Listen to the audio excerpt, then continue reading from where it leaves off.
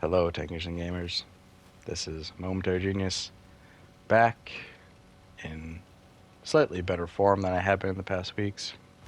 Family's been fighting cold, and fortunately, I went from one illness to another, and hopefully, we'll have the strength not to cough too much during this recording.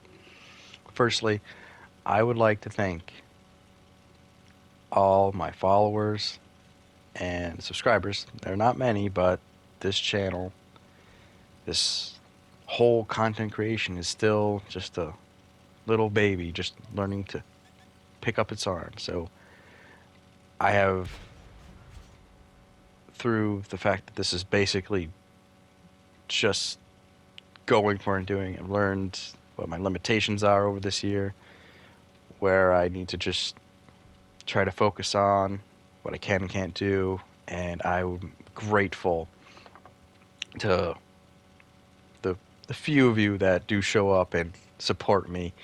This has been a very interesting and sometimes frustrating, but surprisingly invigorating endeavor. And thank you for all of you that have supported me. And I'm hoping that with the new year and a better understanding, and the understanding that things, personal life things will change, and that will affect the amount of time I have to play. Like the fact that 2023, my 3-year-old will be starting pre-K, which means that halfway through the year, I may in fact be able to start streaming during the day for hours. So I have to sometimes, unfortunately, as with life, is, oh, just wait. And when you're older, you'll be able to do it. Good Lord, I will be older. And that's bittersweet. It sucks now, but it'll be great then. So if you'll hang in there, I'm hanging in there, so please hang in there with me. Now, let's start talking about the first of two subjects. These subjects we'll be talking, well, there's three. First will be World of Tanks console, Destiny 2. These are the main games that have made the bulk of the content I've made. And then we will talk about my future plans for the channel. There's a little bit of a teaser right there. So when it comes to World of Tanks console, I think currently they have just reached a point of stabilization, and we see this as there's both is really the allegiance season, with a combination of their participation, or I should say wargaming, including console, with their holiday operation with Arnold Schwarzenegger and Mila Jovovich. It was really great to see an advertisement from the main company on YouTube that had not just World of Tanks console, but also Blitz. So it was like, yes, wargaming is truly trying to bring the family together a little bit there. So that was nice to see. Excuse me, I'm so sorry for that. As one of the things I've griped about is no advertising for console, which it desperately needs, and I really think they should devote some funding to that, because who knows what a week of a 10-second YouTube ad could do for this game in just player numbers. Now, will the game be able to keep them after a week? Maybe. Right now, we have one of the biggest quality of life tests going on right now with RD 2.0. And I think we have a bit of an idea of what Wargaming, the console division, is planning with that. But we have to go back to when there was the weird and unfortunate accidental matchmaker, that incident that happened a few weeks prior to the Allegiance season, where there was only one artillery per team, and that caused the matchmaker to put bots in matches even during peak hours, which there was no need for them. This also affected Kohler because I was seeing a lot of bots during normal hours and play hours, and it was unfortunate. But when you take that along with what the RD 2.0 changes are of increased rate of fire, increased accuracy, increased health, and I believe they even may have tweaked and improved the camouflage, or maybe they didn't.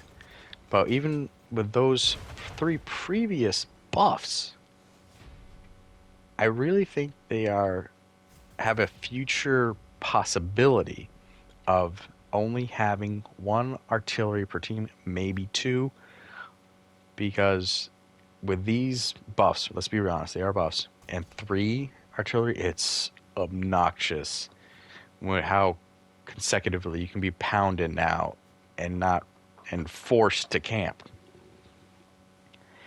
But it's a live test. So I've played some artillery, and I encourage you, weirdly enough, I'm shocked, to maybe take out, if you got some artillery, to play it. Especially tier 7 and up. That's really where it's the most significant. Personally, I wish, and I've mentioned this before, but I wish artillery didn't have the God's Eye. They had the fog of, well, I call it the fog of war. But it's essentially their view range. That what they see is limited by what their teammates see, i.e. the teammates' tank's view range. So if a tank has 300 meters of view range, then artillery can only see a 300-meter circle around that tank and whatever they've detected. It helps because for like the first 2 minutes of a match, if you're in a platoon and your artillery, you could be talking about any sort of tree falls, bush disturbances, buildings being destroyed, relay that to your team, kind of get an idea of what the enemy team's doing. And once you've played enough matches, you've gotten used to the maps, you can take a few blind fires at certain spots you know where you've noticed heavy tanks like to camp, where TDs like to take up ambushing positions in. That can suck, especially in World War II when they didn't have drones and they didn't have satellites, so none of this should be possible. And moving on from Artillery 2.0, we still don't have any damn proper map boundaries, and this has been something that has been bugging me because,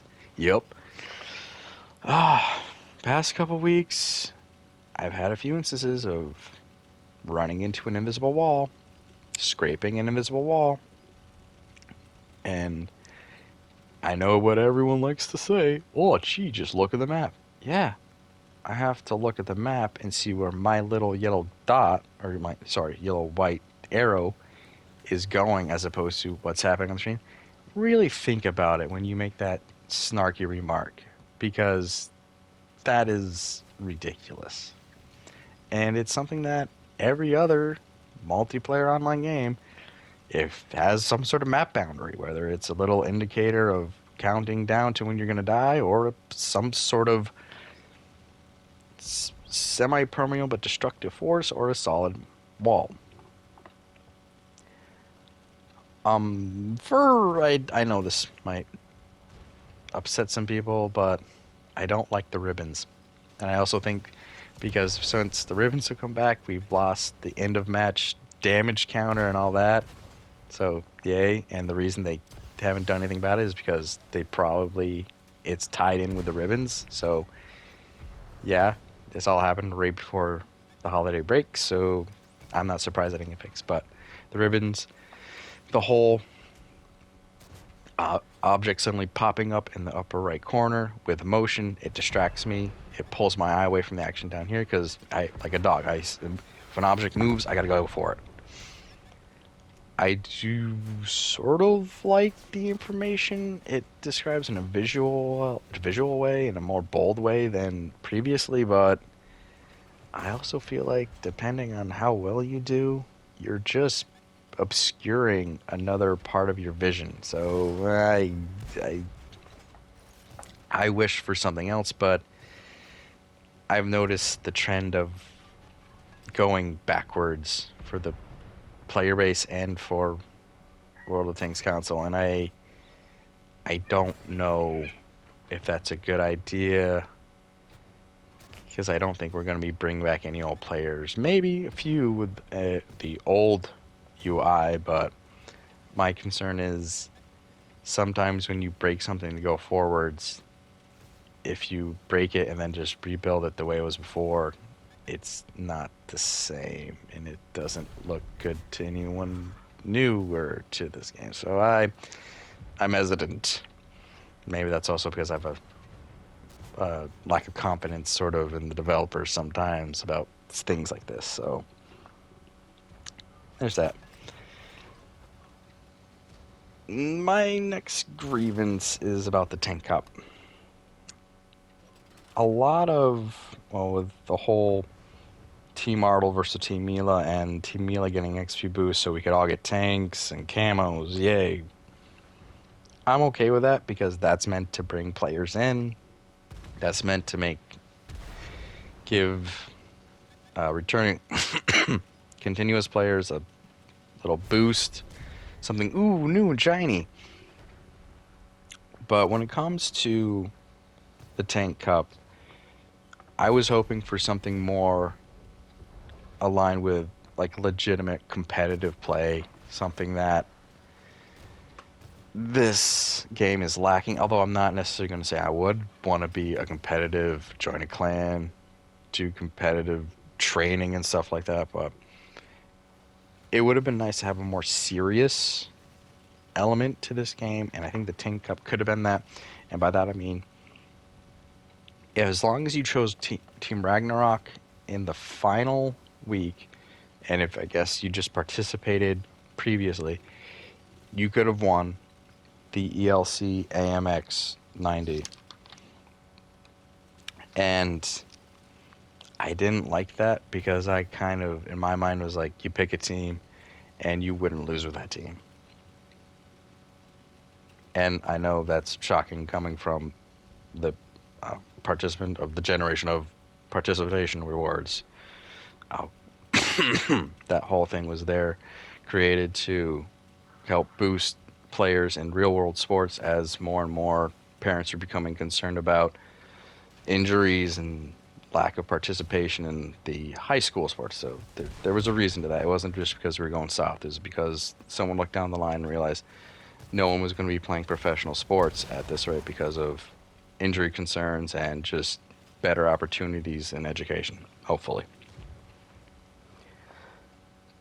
So, and I really wish there would have been that serious, so it forced people to play and take it more seriously and kind of be a bit of a scouting ground test. I know it was kind of a test before something like more like clan competitions and stuff like that, but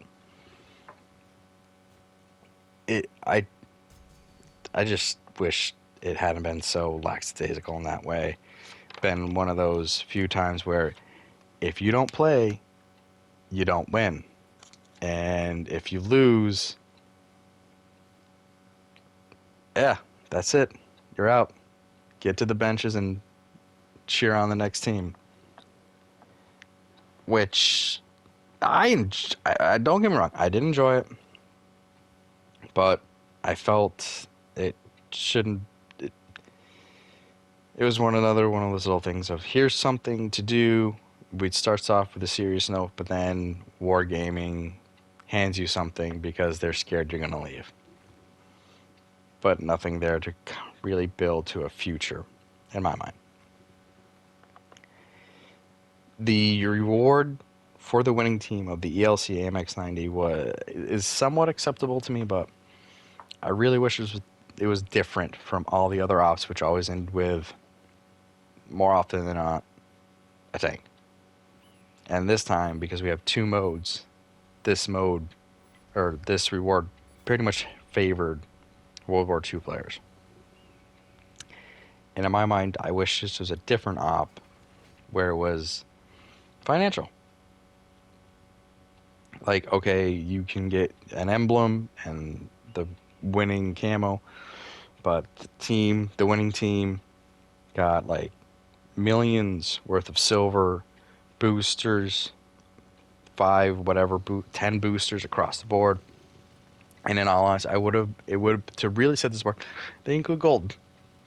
For me, I would like to see like 1,000 gold, but realistically, I know Wargaming would just hand out a blue key card or 100 gold. But it would have been nice. It would have been different, and it would have been a little more motivating. Granted, yes, I realize the ELC AMX 90 is not doesn't come up often, so there was that. But if that's really only if you're a World War II player. So I've talked about the negatives and my grievances. Let's talk about what I like about this game and why it's my main game. It really is. It is simple, and I have a false sense of completion.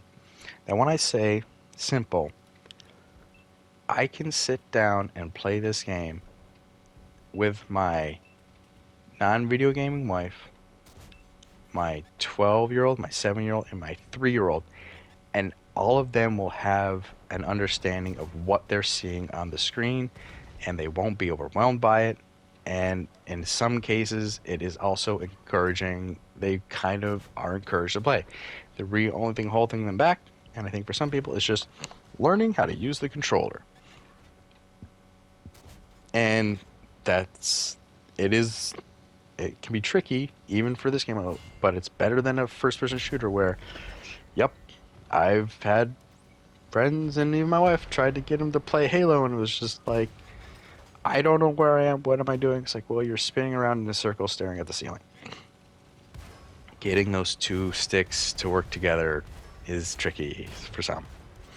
But that's an advantage for this game. When you have, especially World War II with the slower tanks and the slower matches, when you have that time to comprehend and understand and are later to and are afterwards kind of able to play the match back and have a very more concrete understanding of mistakes and correct maneuvers you made, that's an advantage. Where some games like Destiny 2, it can be too chaotic.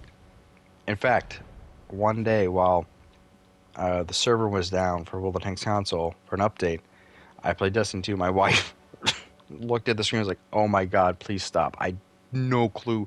There's too much flashing.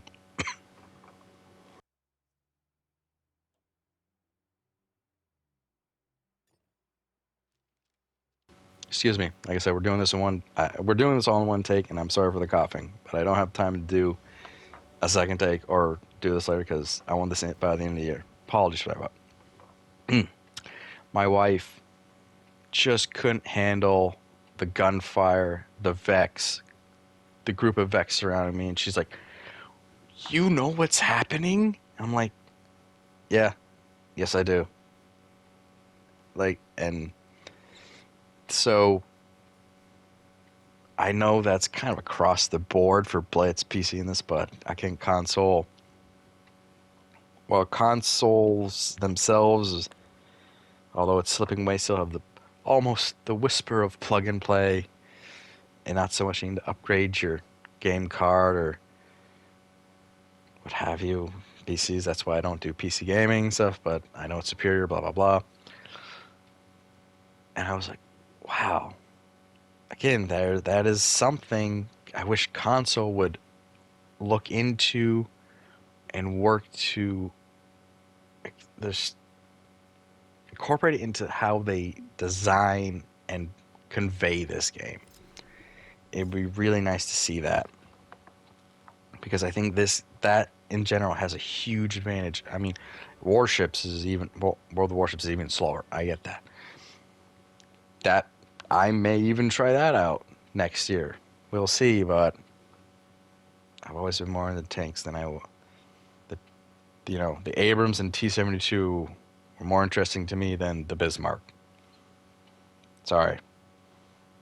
Or I should say the Tiger and the M4. Although now, after playing World of Tanks and World War II, it's like, I don't like either of those two. Bunch of propaganda bullshit there. So, that's... And then there's the false sense of progression. Now, yes, when you end a tank line, you have succeeded. You have made it to the end, and that is quote-unquote completion, but unless you've done it all, and I haven't, you really... These aren't real. This isn't even like getting a sticker for answering the question correctly. It's not real. There's nothing truly gained apart from the community that I deliberately targeted and have sort of created by focusing on World Tanks Council for my content creation. It's a smaller game, smaller audience, but it allowed me to foot in the door, and it's just, so I got that it's nice to see some positive vibes, but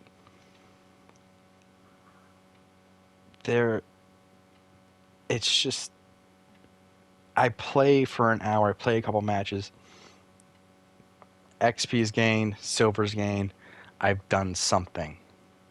And I don't feel I have to necessarily repeat an action because I failed at something. You don't always get that. I sure as hell don't feel that with Destiny 2. And also, you can, and like with that sense of completion, you can pick up this game, you can play it, and you've done something. You don't feel like I've spent 20 minutes getting bounties and then doing fetch quests. Doing a brief fetch quest that just had me take a 10-minute cutscene, and then it's been an hour, and I feel like I haven't truly accomplished anything for the story-wise stuff. So, with that, I will end this clip for World of Tanks, and then I hope to see you on the other side for Destiny 2 and the channel wrap-up.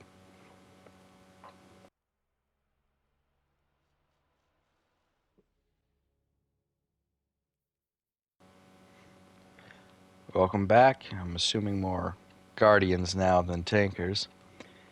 On to my end-of-year assessment of Destiny 2. I won't go into like details over the Witch Queen. I will talk about some plan, but there's just so much story and depth this game. That's one of my problems. And my current status with Destiny 2 is I'm really conflicted over about purchasing Lightfall, pre-ordering it, and B, whether or not I even want to honestly not just continue financially supporting this game, but just continue playing it. And part of that is my thought, especially with the end of Season Plunder, and there was a huge amount of player drop-off and lots of talk about burnout.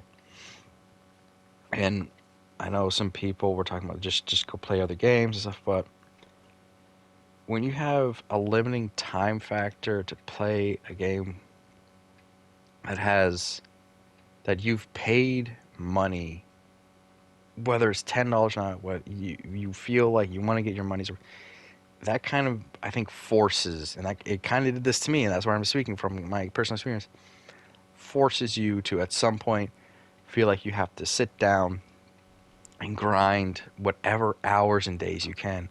For the Season of Plunder, I was at rank 30, and in the last week, I dove headfirst and played nothing but Destiny 2. I went from rank 30 to rank 90. Thankfully, I appreciate the XP boosts that you will get over time when you rank up. I really like that about Bungie. It's like their help. They really do reward you for playing more. But that's where I think a lot of burnout and drop off, some of, not all of it, some burnout and the drop off comes from. It's just, I paid money, I want to get something out of this. And I think Destiny 2 has a problem with that because the amount of, oh my God, some of these, to progress whatever story in whatever season you're in, there's so much.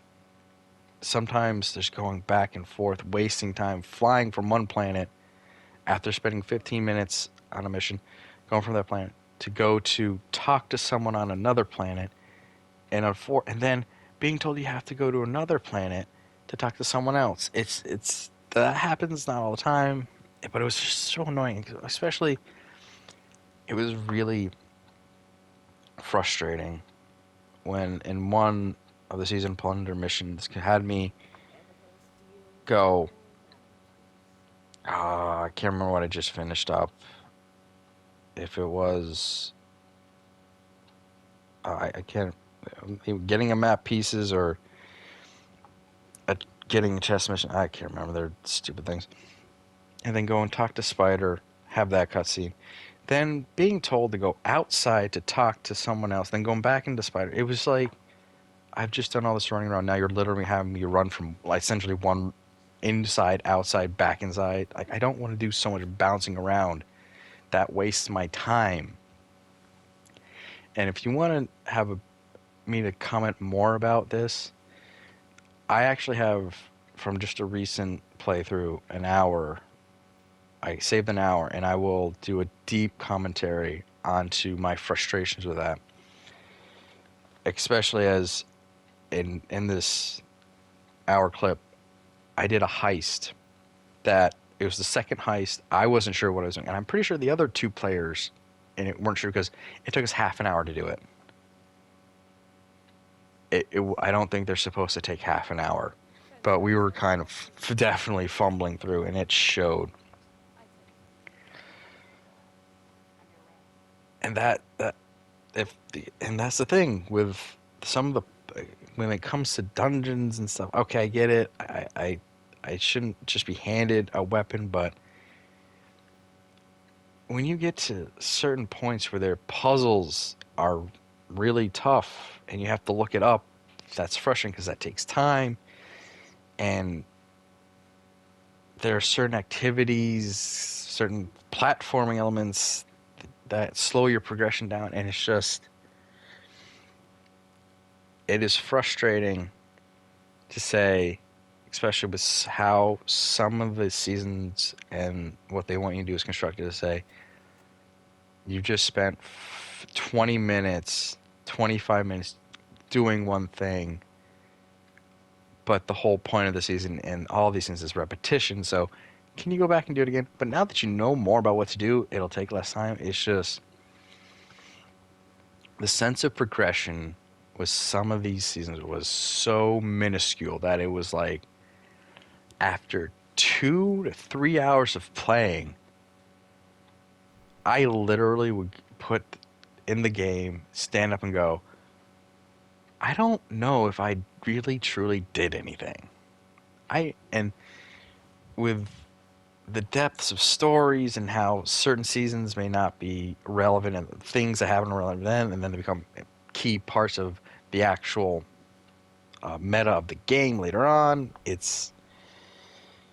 you kind of want to have to do that or just accept that I don't know what's happening, but oh well, I'll go back and watch an hour-long YouTube video or a lore recap podcast and get all the details there. It's too much. It's part of being overwhelmed.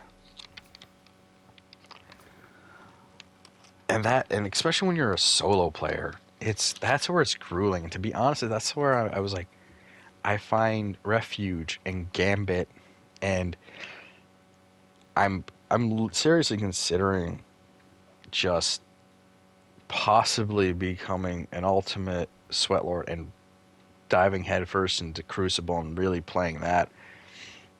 But even then, to get some of the proper Crucible weapons, you gotta do like Grasp of Everest. I really want Gallahorn, but the fact that I don't know if I can do it alone. I really don't know if to get some of these exotic or legendary weapons, whatever. I don't think I can do it alone. I have to schedule or risk a random fire team, schedule with people, but also with the reality of, guys, I need to have this done in 2 hours. I might be able to guarantee 2 hours of time, and that is not guaranteed with this game. That's like part of why I'm like, I don't really like Destiny 2 for that. And the whole concept of Space Wizard guns is a huge draw for me as someone who's a fan of Star Wars, is a fan of Star Trek, who's a fan of sci-fi. But some of the hurdles and hoops and walls that are part of this game really do encumber my sense of enjoyment. And that sucks because as a company, I really appreciate what Bungie does for charities and for their interaction with the players. But I just, for like half, maybe even 3/4 of the game, I just can't get into it because I don't have the time to get into it. And that's where I don't know, should I go left or should I go right? Or should I just go away? And it's because, in all honesty, if I put down Destiny 2, and I will now segue into what I want to do with the channel, World of Tanks will probably continue because I still like playing that game. But I'd really like for streaming to just start doing single story games.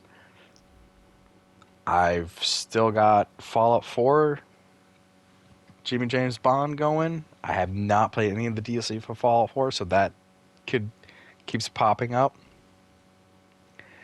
And there's a whole bunch of mini games. Firewatch is a game I'd really like to play. I've still got Bloodborne that I still need to finish from way back when. We will not talk about Last of Us. I'm sorry. I really don't think I'm ever want to touch that game again. That's what I'd like to do. And with World of Tanks and with Destiny 2 and the amount of time the latter requires, it leaves me, and with the limited time I have, it's like, yeah, to seriously take my content creation seriously, I'll have to put one down. And this is something I was thinking about, and I realized the best way to put it is this. If I were to talk about World of Tanks console with other players, I would have a strong, I could hold my own in that conversation and not feel left out. With Destiny 2, I would just sit at the table and smile and nod my head. There is so much weapons crafting, armor crafting, previous story elements, current story elements, and just stuff for dungeons and raids. It's just like don't feel. I know I couldn't. At some point, I'd be like, I have no clue what you're talking about. I got nothing. I threw magic ball and made gun go pew pew. That's it. So, and that's why you don't see any YouTube videos on Destiny 2. I could try, but it would be blatantly obvious. I have a very limited knowledge. Should I document my struggles? I don't know. As a solo player, I think that's been done already. Like I said, I took a couple of years off, so I'm way behind. And maybe I should stop trying to catch up and just try it out as free to play. Because I left just a few months before Destiny 2 went to free to play. I just not care, but try. Not take it so seriously. So, if you're still looking around, put in your comments what your suggestion would be for me in this situation. What do you want to see? Would you like to see more me struggling, so maybe you don't feel so alone, or would you say, yeah, do play different games, single-based story games, and then I would like to post a summarization of my experience or a review, if you will. But I do want this channel to be more than just World of Tanks. So leave it in the comments. Tell me what you think. And with that said, I've run out of notes. And yep. So I'm going to end it there. In summary, World of Tanks is better than Destiny 2.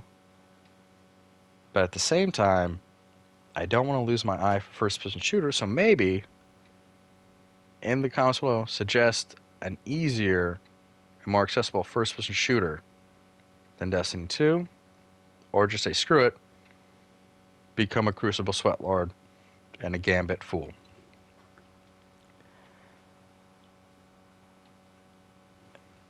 And yep, and I hope you do stick around, because like I said, halfway through next year we'll see definite more time on Twitch, more time to make videos, hopefully. I don't know, but I'm going to keep trickling out whatever content I can, because I'm not done yet. I'm nowhere near throwing in the towel. I'm just begun.